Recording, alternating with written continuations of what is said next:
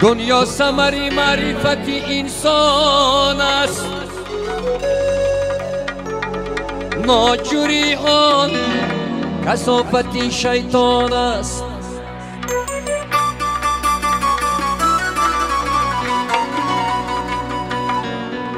از بخیردان امید نکی مطلب، تعمیر جهان کاری خیرتمندان است.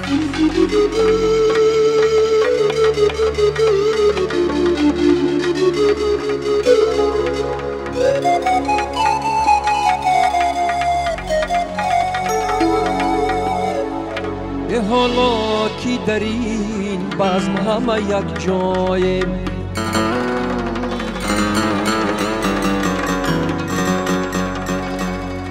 از صحبت یک دیگر دم آسایم.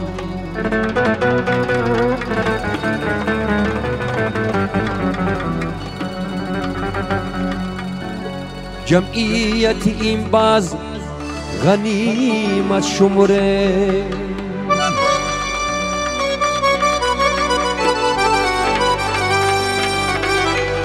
تا باز کی داند کی کجا جمعایم.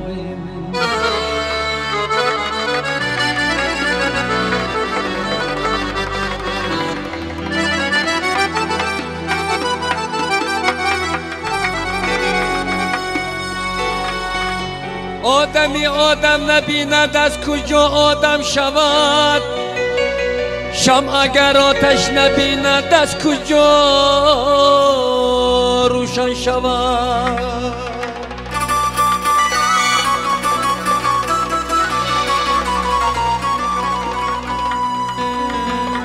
ناقابلانی ده به مقصد نمی رسند،